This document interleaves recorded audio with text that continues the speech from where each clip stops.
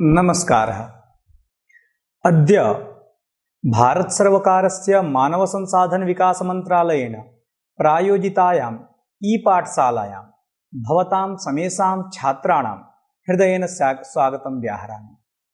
अयि भो मित्राणि, अद्य विषयः वर्तते ज्योतिषगणितम्।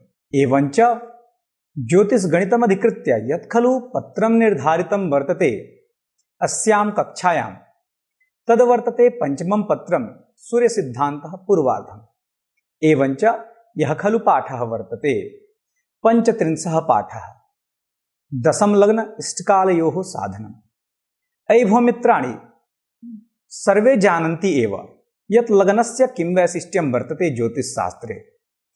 फलितस्य आधारभूतमिदं लग्नानयनम्। एवञ्च लग्नस्य किं स्वरूपं भवति, अस्य साधनं केन प्रकारेण क्रियते, तदनन्तरं सप्तमलग्नस्य किं स्वरूपं भवति, अस्य साधनं केन प्रकारेण क्रियते, तदनन्तरं दशमलग्नस्य किं स्वरूपं भवति, कथमस्य साधनं क्रियते। एषां समेषां प्रश्नानां प्रायशः समाधानम् एव विविधेषु पाठेषु वर्तते।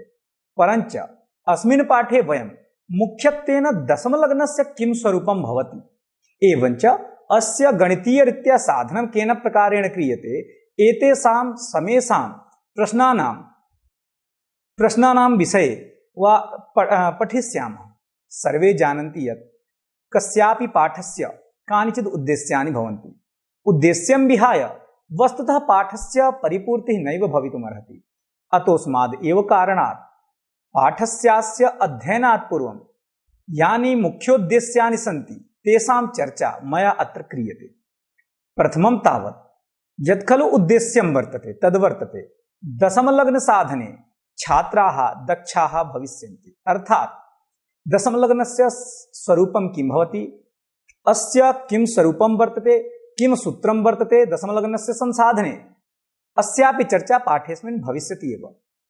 लग्नसूर्ययोः ज्ञानात् इष्टकालज्ञाने प्रवीणाः भविष्यन्ति। सर्वे जानन्ति एव यथा इष्टकाले एव लग्नस्य संसाधनं क्रियते, इष्टकालं विहाय लग्नस्य साधनं नैव भवितुमर्हति इति तु सुविदितमेव वर्तते। अतः यथा क्रमेण इष्टकालात् लग्नस्य ज्ञानं क्रियते, तथैव लग्नात् एवञ्च सूर्ययोः ज्ञानात् इष्टकालस्यापि ज्ञानं भवितुमर्हति। अतः पाठेऽस्मिन् अस्मिन्नेपि सम्बन्धे छात्राः पठिष्यन्ति। तदनन्तरं यत् खलु अपरम् उद्देश्यं वर्तते इष्टकाल दशमलग्नयोः खगोलीयस्वरूप अवगमने कुशलाः भविष्यन्ति छात्राः। वस्तुतः दशमलग्नस्य किं स्वरूपं भवति, आकाशे वा खगोले भगोले वा अस्य किं खगोलीयं स्वरूपं च भवति, किं वैशिष्ट्यं च भवति, कथमस्य संसाधनं क्रियते इति मया बारं कथ्यते यत् अस्य खगोलीयं स्वरूपं केन प्रकारेण साध्यते वा किं प्रतिपादितं वर्तते विविधेषु सिद्धान्तग्रन्थेषु, अस्यापि सम्बन्धे छात्राः ज्ञास्यन्ति। तदनन्तरं यत् खलु अपरं मुख्योद्देश्यं वर्तते दशमलग्नस्य वैशिष्ट्यज्ञाने समर्थाः भविष्यन्ति छात्राः। अनेनैव प्रकारेण दशमलग्नेष्टकालयोः प्रयोगावगमने छात्राः पटवः भविष्यन्ति। दशमलग्नेष्टकालयोः कालज्ञाने परिक्तोपकरणानां ज्ञाने प्रावीण्यम् आगमिष्यति। वस्तुतः नतकालात् उन्नतकालात् च दशमलग्नस्य संसाधनं भवति। अतः एषामपि संसाधनं कथं भवति, अनयैवानुरोधेन केन प्रकारेण दशमलग्नस्य संसाधनं भवेत्, गणितीयरीत्या अस्य आनयनं कथं भवेत् इत्यस्मिन् अपि विषये छात्राः दक्षाः भविष्यन्ति। अयि भो मित्राणि, ज्योतिषशास्त्रं वेदाङ्गभूतं लोकोपकारकं स्कन्धत्रयाधिष्ठितं वर्तते। यथोक्तमपि वर्तते बृहत्संहितायाम् अस्य सम्यक्तया चर्चा कृता वर्तते। अस्मिन् सिद्धान्त संहिता होरा संज्ञकाः त्रयः भेदाः समावेशिताः सन्ति।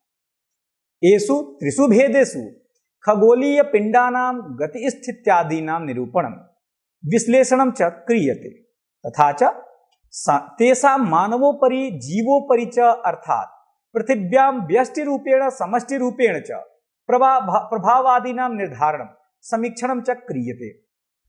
यथा बृहत्संहितायां कथयति आचार्यवाराहमिहिरः यत् ज्योतिषशास्त्रमनेक भेद विषयं स्कन्धत्रयाधिष्ठितम् तत्कार्त्स्न्योपनयस्य नाम मुनिभिः संकीर्त्यते संहिता। अनेनैव प्रकारेण यस्मिन् स्कन्धे गणिताधारेण ग्रहादीनाम् आनयनं क्रियते स स्कन्धः सिद्धान्तस्कन्धः इति तु प्रायशः सर्वैरेवाचार्यैः उक्तमस्ति। सिद्धान्तस्कन्धे ग्रहस्पष्टीकरणप्रक्रियायाः गणितीयविधानं वेदविधिश्च प्राप्यते। तथा च होरास्कन्धे तदाधारेण अर्थात् ग्रहाणां स्थित्यानुरोधेन किं क्रियते यत् फलादेशः क्रियते। उभयत्रापि कालस्य विशेषमहत्त्वं वर्तते। वस्तुतः अत्र ज्योतिषशास्त्रे द्विविधकालस्य चर्चा सूर्यसिद्धान्तस्य मध्यमाधिकारे कृतं वर्तते। यथा सर्वे जानन्ति एव, यथा लोकानाम् अन्तकृतकालः कालोऽन्यः कलनात्मकः। प्रथमं तावत् कालस्य स्वरूपं यथा निर्धारितं वर्तते तद्वर्तते कलनात्मको कालः। अपरस्तावत् लोकानाम् अन्तकृतकालः। कलनात्मक कालस्य वस्तुतः नवविधानां चर्चा अत्र वर्तते। अर्थात् नवविध कालमानानां चर्चा सूर्यसिद्धान्ते उत्तरार्धे कृतं वर्तते। फलनिरूपणार्थं लग्नस्य किं भवति यत् लग्नस्य संसाधनं क्रियते, तदर्थं च इष्टकालज्ञानस्य वैशिष्ट्यं सर्वत्र एव प्रतिपादितं वर्तते।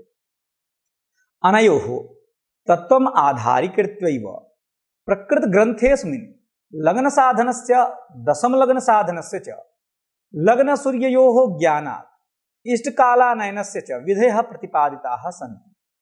पूर्वेऽस्मिन् पाठे अस्माभिः अधीतमेव वर्तते यत् लगतीति लग्नम् इति व्युत्पत्त्या लग्नशब्दस्योत्पत्तिर्जायते। सैद्धान्तिकरूपेण किं भवति, क्रान्तिवृत्तस्य यो हि भागः प्राक्क्षितिजे लगति तदेव तात्कालिकं लग्नं भवति। यतोहि लग्नं क्रान्तिवृत्तसम्बद्धं भवति, अतः अस्य मानमपि क्षेत्राभिप्रायिकं भवति, अर्थात् रास्यात्मकं भवति।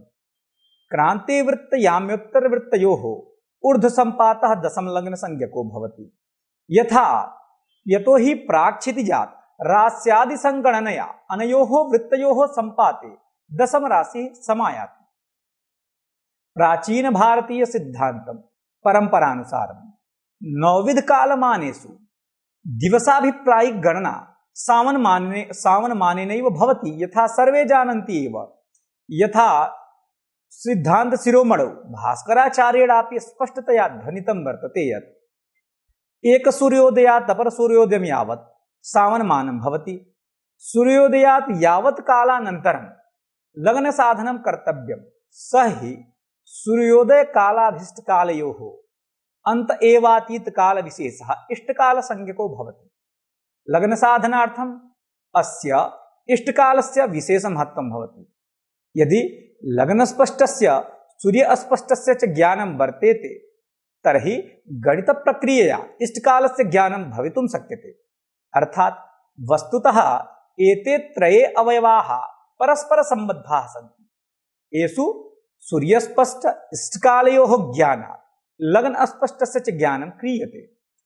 लग्नस्पष्ट सूर्यास्पष्टयोः ज्ञानात् इष्टकालस्य ज्ञानं क्रियते। लग्नस्पष्ट इष्टकालयोः ज्ञानाच्च सूर्यास्पष्टस्य ज्ञानं भवितुमर्हति। तदनन्तरं दशमलग्नसाधनस्य प्रक्रियापि लग्नसाधनसदृशी एव वर्तते, परन्तु समाना नास्ति। तत्र किञ्चित् भिन्नत्वं वर्तते। किं वर्तते तर्हि अस्य चर्चा अग्रे भविष्यति। लग्नसाधनं तु स्वक्षितिज क्रान्तिवृत्तसम्पादाभिप्रायिकं भवति। अतः तत्साधनार्थं स्वरास्याद्यासु मानम् अनिवार्यत्वेन तिष्ठति।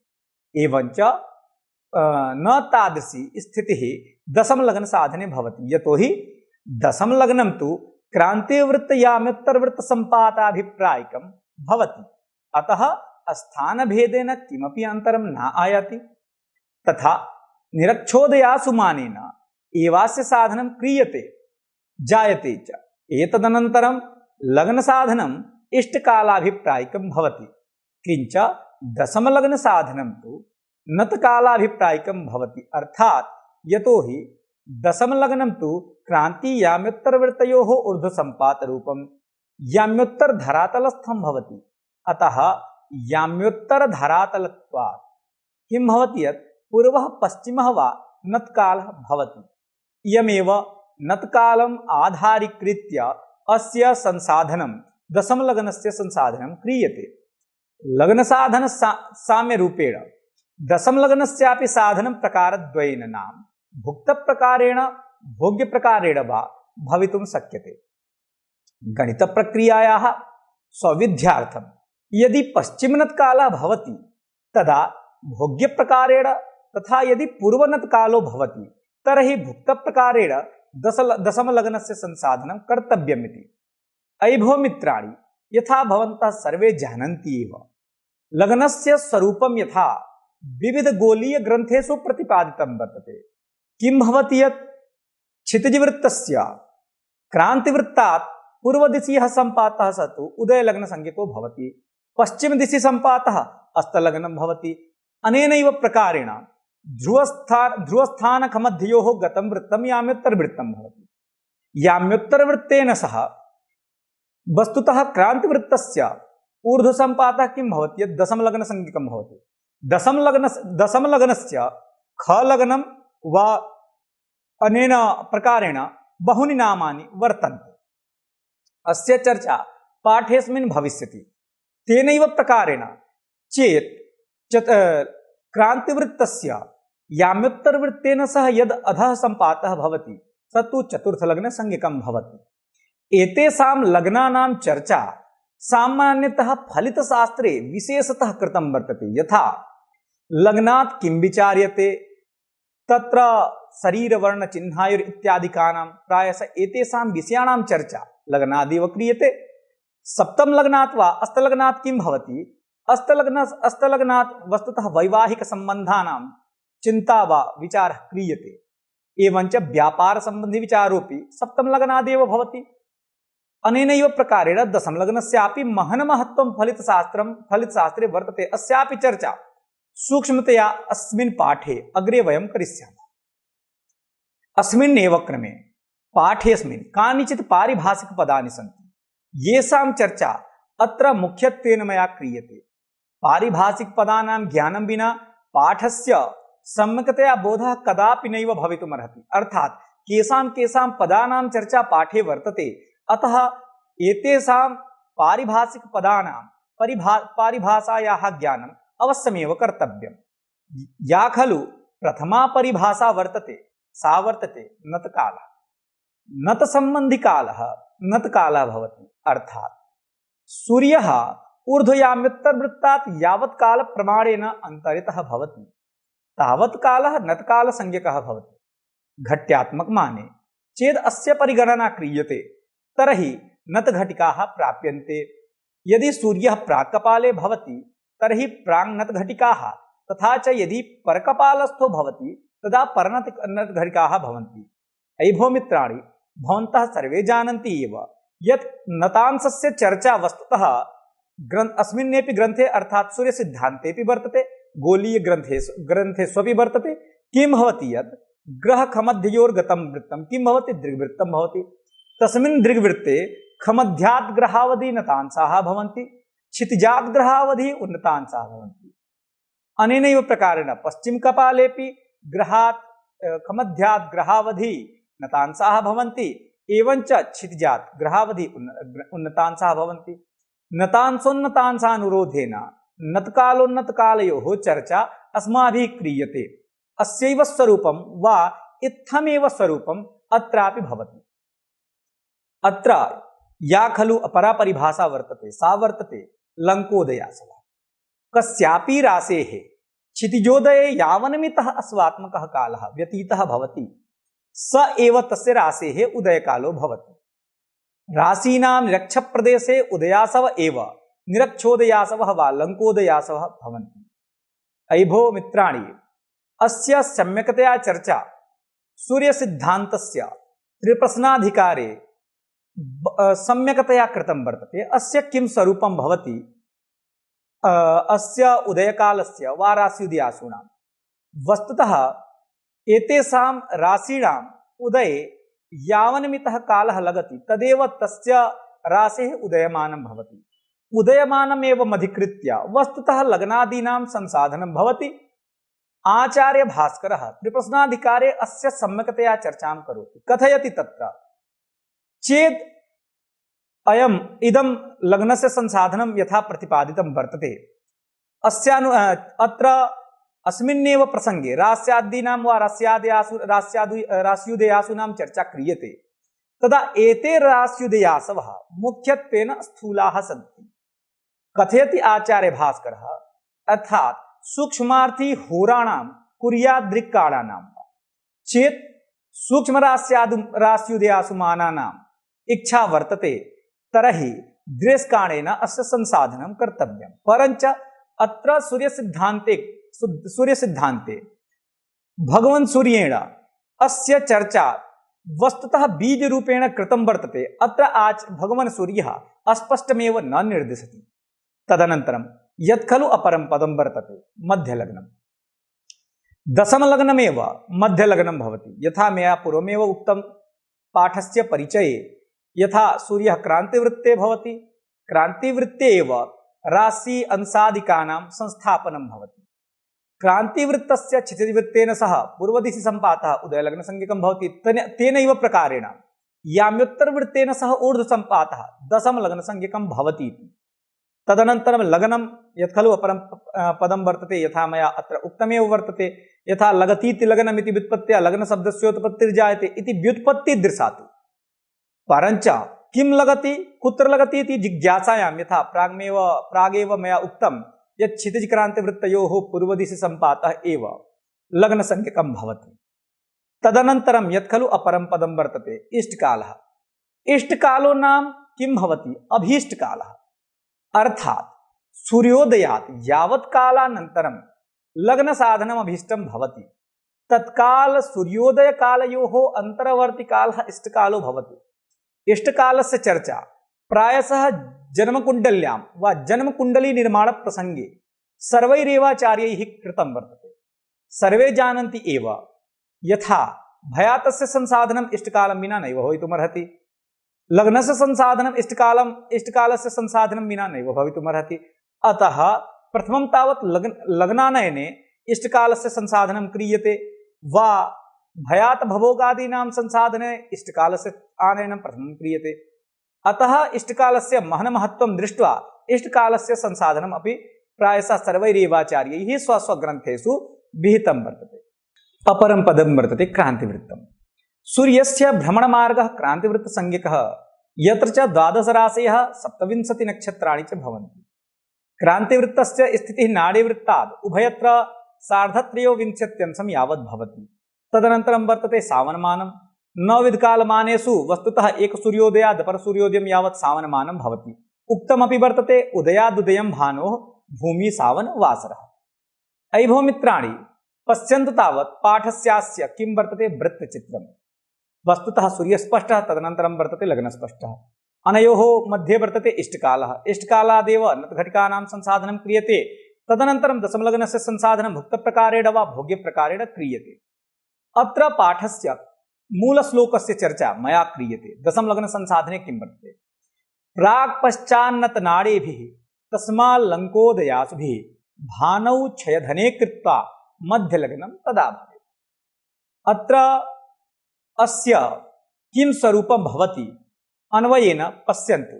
प्राक्पश्चान्नतनाडीभिः तस्मात् लङ्कोदयासुभिः भानौ क्षयधने कृत्वा तदा मध्यलग्नं भवेत्। अस्य श्लोकस्य सरलार्थः किं भवति पश्यन्तु। सरलार्थस्तावत् नतघटिकाः तात्कालिकसूर्याभ्यां लग्नानयनवत् निरक्षोदयासुभिः रास्यादिकफलसाधनं कृत्वा तत्फलं सूर्ये संस्कृतं कर्तव्यम्। यदि सूर्यः पूर्वनतो भवति तर्हि लब्धफलं तस्माद् विशोध्यम्। तथा यदि परनतः भवति तदा लब्धफलं योजनीयं तदा मध्यलग्नं प्राप्यते। अत्र दशमलग्नस्य उपपत्ति विषये मया अत्र चर्च्यते। मध्यलग्नस्य उपपत्ति ज्ञानात् प्राक् तस्य स्वरूपज्ञानं कर्तव्यम्। एतदर्थम् आदौ पश्यन्तु चावत् क्षेत्रमिदम्। अस्मिन् क्षेत्रे किं वर्तते उ प ख एवं च क का पु म वि एतानि पदानि सन्ति। तदनन्तरम् अत्र अस्मिन् क्षेत्रे उ प द पु अत्र क्षितिजस्थाः उत्तर पश्चिम दक्षिण पूर्व बिन्दवः सन्ति। क व क्रा इत्युक्ते क्रान्तिवृत्तं वर्तते।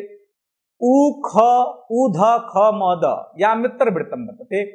क इत्युक्ते उदयकालिकं लग्नं, क इत्युक्ते अस्तकालिकं लग्नं, म इत्युक्ते मध्यलग्नं वा दशमलग्नं, ख इत्युक्ते ख स्वस्थकं, व इत्युक्ते वसन्तसम्पातः, तदनन्तरं वि इत्युक्ते वित्रिभलग्नम्। अनेनैव प्रकारेण अभीष्टकाले क्रान्तिवृत्तस्य यो हि प्रदेशः याम्योत्तरवृत्तस्योर्ध्वभागे लगति तदेव रास्याधिकं दशमलग्नं मध्यलग्नं वा भवति। वस्तुतः स्वक्षितिजवृत्त क्रान्तिवृत्तयोः पूर्वसम्पातस्य प्रथमलग्नसंज्ञत्वात् पूर्वपूर्वक्रमेण निवेशितेषु क्रान्तिवृत्तीय द्वादश विभागेषु दशमविभागस्य आरम्भः ऊर्ध्वाधर याम्योत्तरवृत्तमेव भवति। अतः याम्योत्तरवृत्त क्रान्तिवृत्तयोः ऊर्ध्वसम्पातः दशमलग्नमिति युक्तियुक्तं वर्तते। अस्य दशमलग्नस्य अपरं नाम मध्यलग्नमिति वर्तते। यथोक्तम् आचार्य भास्करेण मध्यलग्नमिह दक्षिणोत्तरे। अत्र दशमलग्ने याम्योत्तरवृत्तमेव क्षितिजवृत्तानुरूपं, तत्र क्षितिजात् सूर्यकेन्द्रावधिः अहोरात्रवृत्ते इष्टकालः भवति। तेन याम्योत्तरवृत्तात् सूर्यपर्यन्तम् अहोरात्रवृत्ते वा अर्कगत ध्रुवप्रोतवृत्तं नाड़ीमण्डले यत्र लगति तस्मात् याम्योत्तरवृत्तावधि नाड़ीवृत्ते पूर्वापर नत्संज्ञकः कालः भवति। तत्र पूर्वनते सूर्यस्य भुक्तासवः तत्पृष्ठराशिदेयासवः दशमलग्नस्य भोग्यासवश्च नाड़ीवृत्ते भवन्ति। अतः तत्सम्बन्धिनः रवेः भुक्तांशाः तत्पृष्ठराशयः दशमलग्न भोग्यांशाश्च अपमवृत्ते सूर्यदशमलग्नयोः अन्तरे तिष्ठति।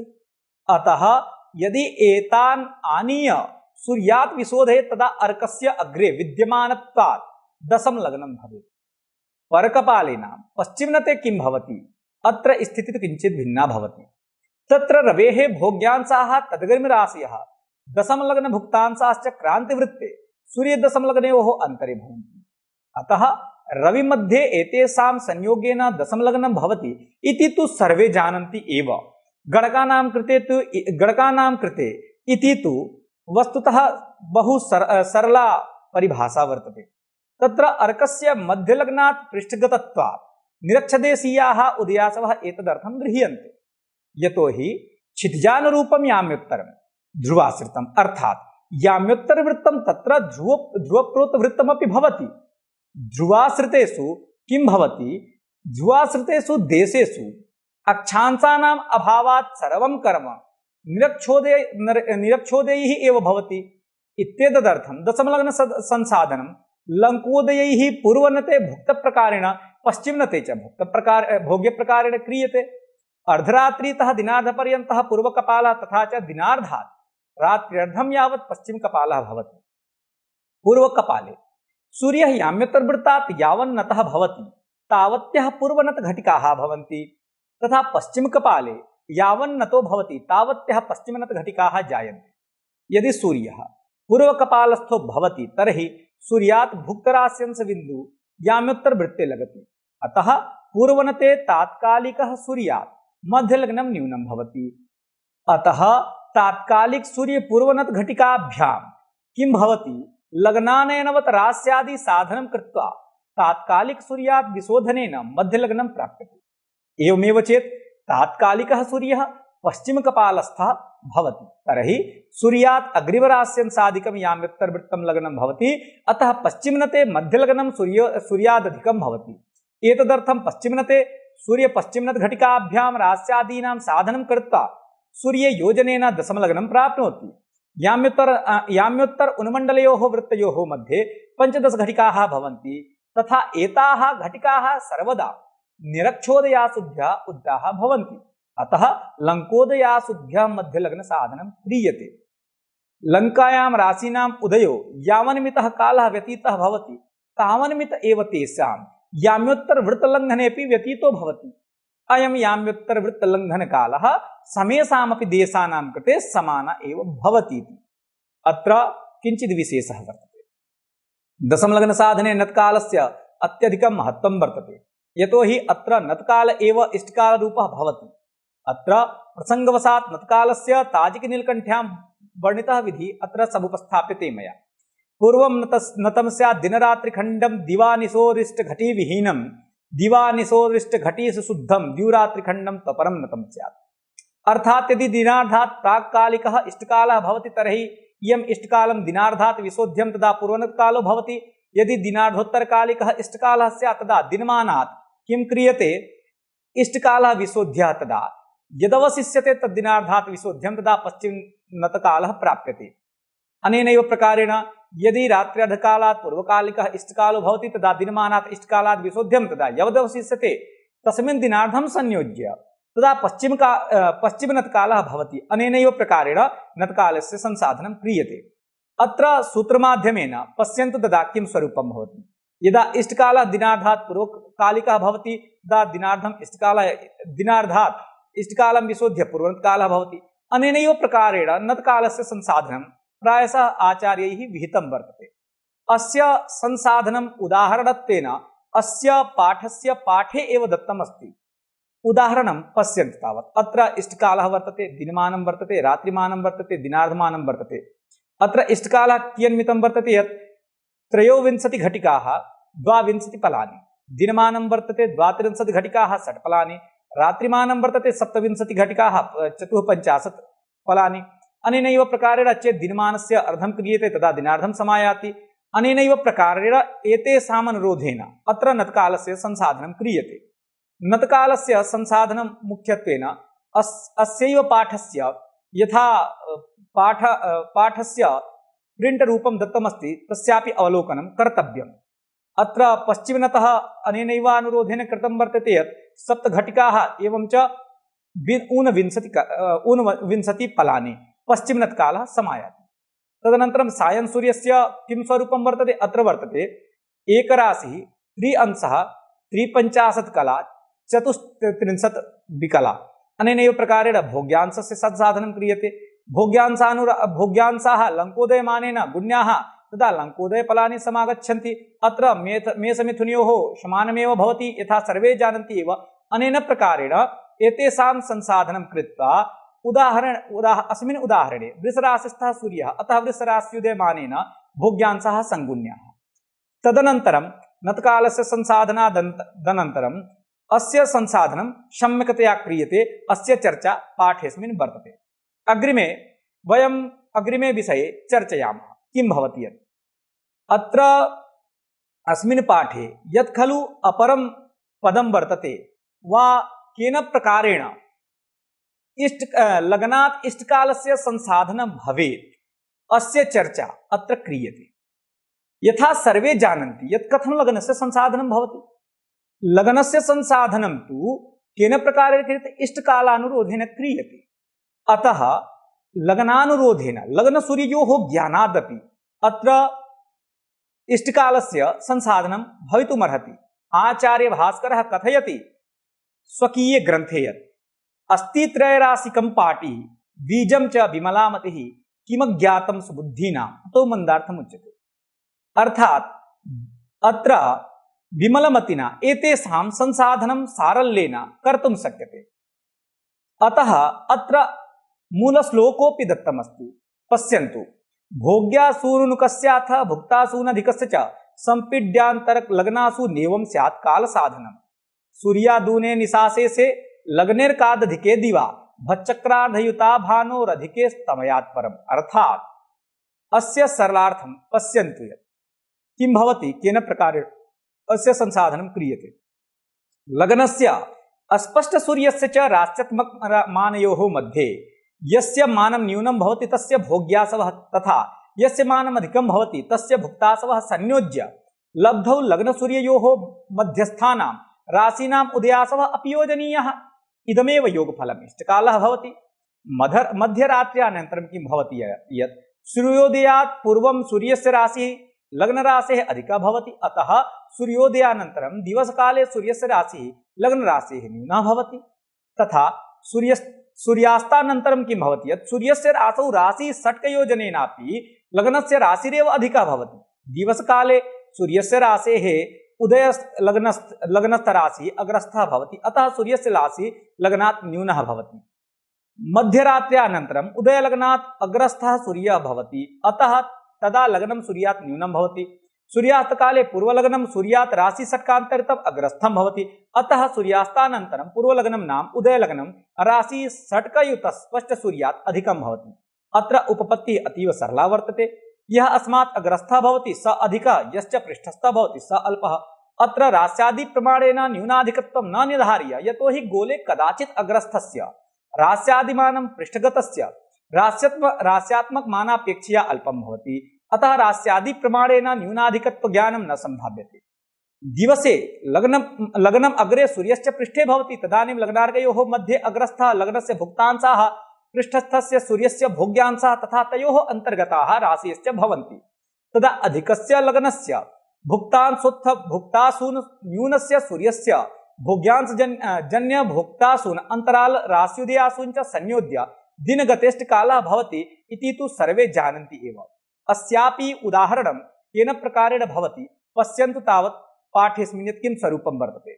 तदनन्तरम् अत्र मया पाठस्यास्य का सारांशिका वर्तते अस्य चर्चा क्रियते। सारांशरूपेण वा का सारांशिका समागच्छति, पाठस्य किं बीजं वर्तते, केन प्रकारेण सारांशरूपेण अस्य अध्ययनं भवितुं शक्नोति। शृण्वन्तु।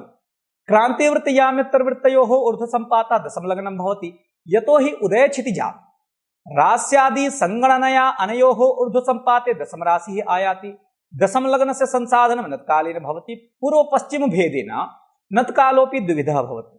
नत्काल समानं किं भवति यत् नत्काल साधनानन्तरं भुक्तप्रकारेण भोग्यप्रकारेण वा दशमलग्नस्य संसाधनं क्रियते।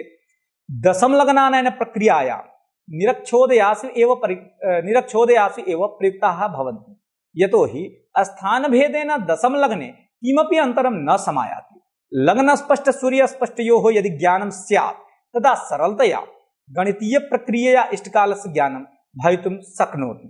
अनेनैव प्रकारेण अस्य पाठस्य बीजरूपेण अत्र परिपूर्तिः भवति। इत्युक्त्वा प्रणमामि, विरमामि। जयतु संस्कृतं, जयतु भारतम्।